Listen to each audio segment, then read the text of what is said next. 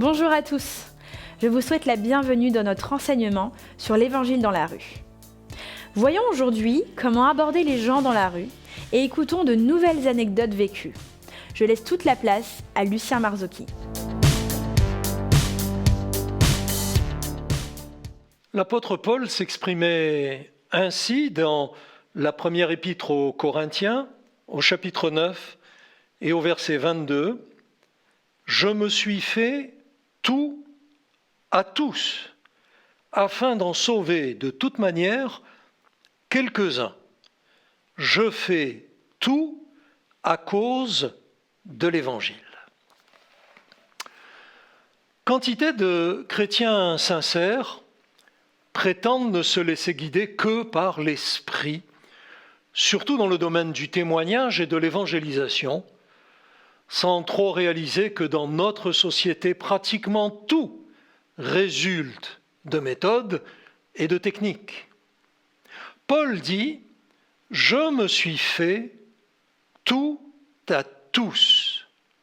Non pas qu'il adoptait la mentalité ou les pratiques pécheresses de ses interlocuteurs, mais bien plutôt qu'il s'adaptait à leur culture et à leur quotidien pour pouvoir leur apporter l'Évangile d'une manière compréhensible pour eux.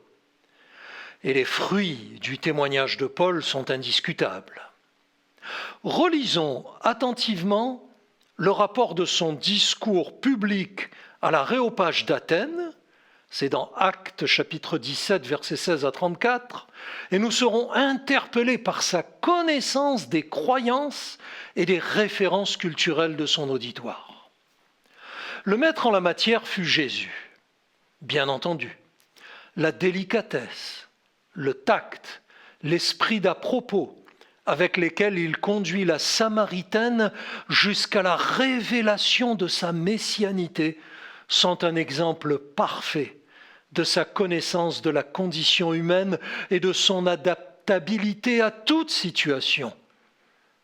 Ajoutons-y la maîtrise de son entretien nocturne avec Nicodème, ou son utilisation d'une barque comme support de la voix, l'intelligence pratique de ses paraboles, ou son utilisation d'un événement local comme la chute de la tour de Siloé, et nous serons convaincus que le Maître, quoique indéniablement revêtu de l'Esprit et conduit par l'Esprit, savait s'adapter aux gens et aux situations pour leur apporter au mieux le message du salut.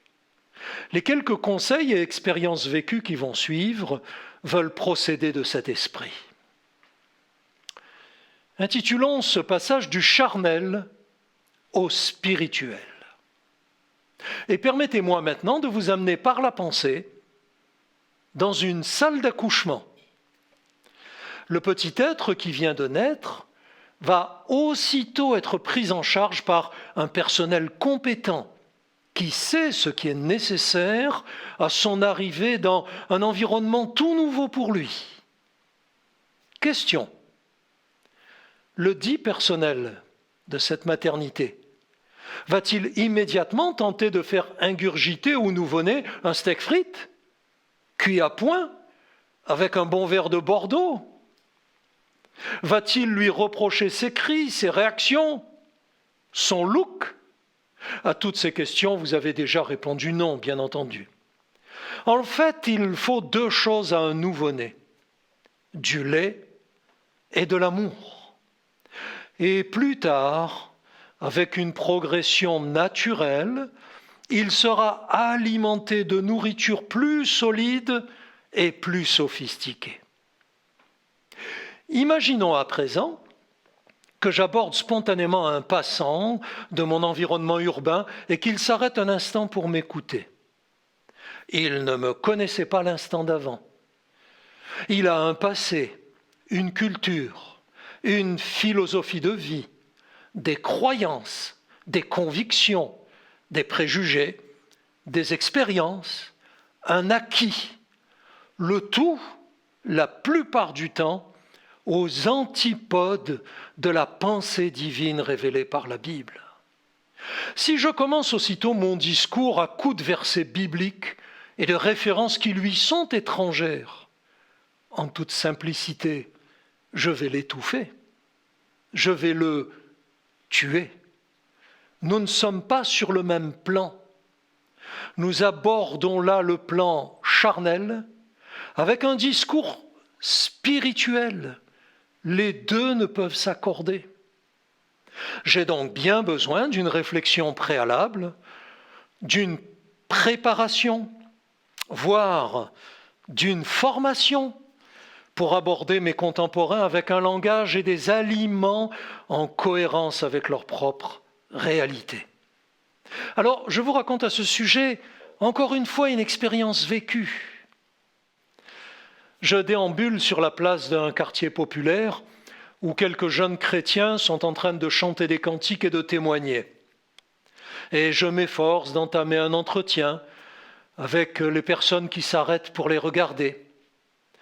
Juste devant moi, une magnifique voiture allemande décapotable se gare et un imposant monsieur en costume cravate en descend et il se met à fourrager dans son coffre.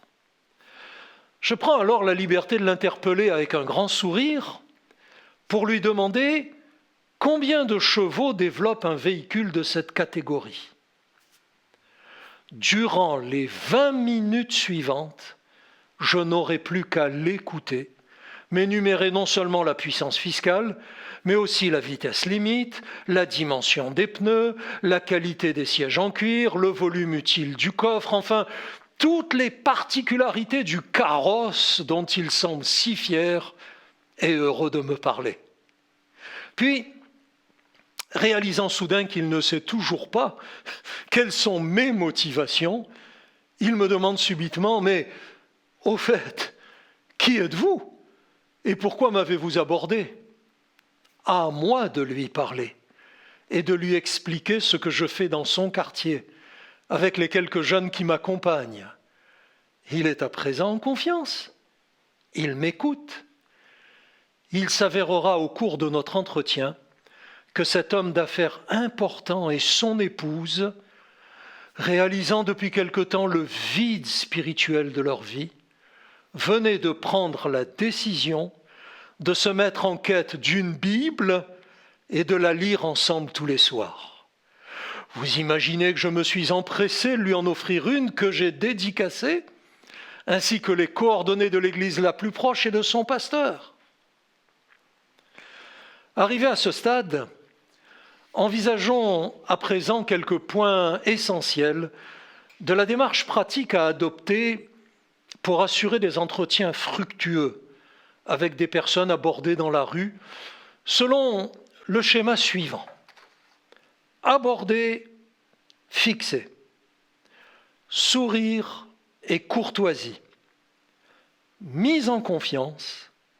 Le bon document au bon moment. L'invitation. Voyons tout d'abord cet aspect aborder, fixer. La pratique qui consiste à tendre un tract aux passants qui veulent bien le prendre à ses limites.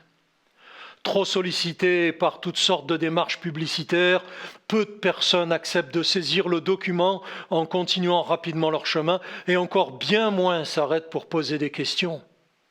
Or, notre objectif est d'établir un entretien sérieux avec une personne donnée.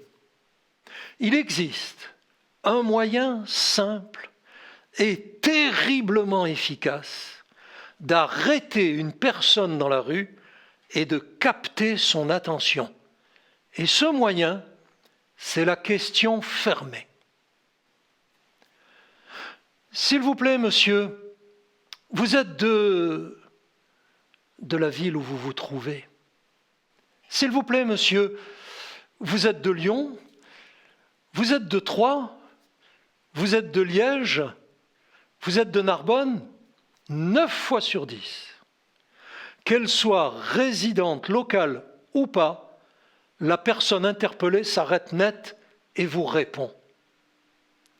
La question est à poser avec déférence, respect, dans une attitude de demande et d'attente, les yeux cherchant humblement le regard de l'autre. Une question fermée est une question qui ne peut attirer qu'un oui ou un non. S'il vous plaît, monsieur, vous êtes d'ici? Réponse oui ou non. Pensant plus ou moins consciemment que vous cherchez votre chemin, votre interlocuteur va répondre machinalement oui ou non et attendre votre phrase suivante. Vous venez donc de réussir à arrêter une personne inconnue et à fixer son attention. La formulation de la suite de votre discours va être déterminante pour l'établissement d'un entretien fructueux. Vous vous souvenez? La réussite dépend de 90% de préparation. Vous avez donc préparé auparavant le document précis que vous allez remettre maintenant en main propre, avec une petite explication, tract, prospectus, traité, invitation. Vous enchaînez donc. Permettez-moi de vous remettre cette invitation à une série de conférences que nous organisons à telle date sur le thème de la souffrance, l'actualité, la foi, l'avenir de l'humanité, une chorale, un concert, un spectacle. En fait, le thème concerné par votre prochain événement d'église. Et alors que votre vis-à-vis se saisit du document et le lit, ne parlez plus et attendez sa réaction. Quelle que soit cette réaction, nous aborderons plus loin le traitement des objections. Quelle que soit cette réaction, vous avez à présent tous les atouts en main pour développer un dialogue fructueux. Le chapitre suivant traite de la courtoisie et du sourire. Le sourire est une arme redoutable. La courtoisie, elle, force le respect. Tu aimeras ton prochain comme toi-même. Ce commandement biblique implique amour sincère, respect et intérêt pour notre interlocuteur, quelle que soit par ailleurs son origine, son apparence ou ses réactions à notre égard. C'est dans cet état d'esprit que nous devons aller à la rencontre de nos contemporains, motivés par l'amour des âmes, respectueux de tous et désireux de leur présenter un bon témoignage comportemental. C'est la raison pour laquelle je conseille de mettre les formes, sans devenir obséquieux pour autant, lors de notre démarche d'évangélisation.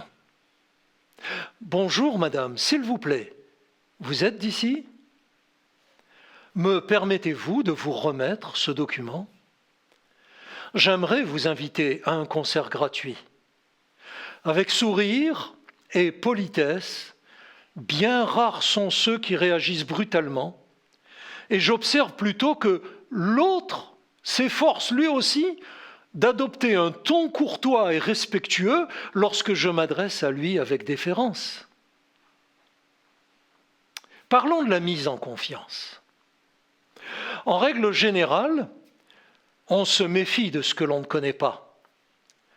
Qui plus est, si d'emblée le discours est spirituel, la personne inconnue que nous abordons va penser secte et bien vite se refermer. Il va donc falloir l'amener à réaliser que nous sommes normaux et inoffensifs. Rien de mieux pour cela que de trouver un sujet du quotidien ou de l'environnement immédiat pour entamer une bonne relation. 2 anecdotes vécues à ce sujet. Dans une certaine grande ville française, voici que je déambule le long d'un canal et je m'assieds à 2 mètres d'un pêcheur, un pêcheur à la ligne. En guise de bonjour, il me fait un petit signe de tête, après quoi il reste silencieux, les yeux fixés sur sa ligne. Je lui demande alors ce qu'il pêche dans ce canal. Et là, j'ai ouvert les vannes. Il va me parler avec passion et durant de longues minutes de ses techniques de pêche aux différentes espèces locales. Puis, à présent mis en confiance, il me demande enfin ce que je fais dans la vie. À la suite d'1 heure de dialogue au bord de ce canal, il sera le soir même à notre réunion avec un ami à qui il a parlé de cette étonnante rencontre. Jésus n'a-t-il pas dit « Tu seras pêcheur d'hommes ». Une autre anecdote pour vous encourager encore. Nous sommes en pleine chaleur estivale, sur le parking d'une grande place publique. Et là, ce jour-là, je suis de permanence à la réception d'un bus d'évangélisation, The Bus. Et j'observe une dame bien en peine sur la place pour pousser un landau dans lequel un bébé pleure à tue-tête, tout en surveillant un garçonnet turbulent qui court tout autour. Alors aussitôt je descends du bus, je l'aborde, cette dame, et je lui propose de s'asseoir avec moi un instant, puis je m'empresse d'offrir un soda frais et un cookie au garçon qui se jette dessus. Je n'ai pas donné 3 mots d'explication concernant notre bus que cette dame éclate en sanglots et m'explique qu'elle a été jetée à la rue avec ses enfants par un conjoint alcoolique et qu'elle n'a plus goût à la vie. Durant plus d'1 heure, nous parlerons, nous prierons ensemble. Ça a calmé les enfants, la prière. Puis je la mettrai en contact avec le pasteur le plus proche et son épouse pour la prendre en charge. Porter le message du salut aux autres, n'est-ce pas aussi compatir à ses souffrances ? Soyons très attentifs à la détresse de celles et ceux que nous croisons dans la rue. Portons un regard d'amour, de compassion, de miséricorde sur chacun d'eux et répandons l'évangile de grâce avec joie. Soyez bénis et encouragés.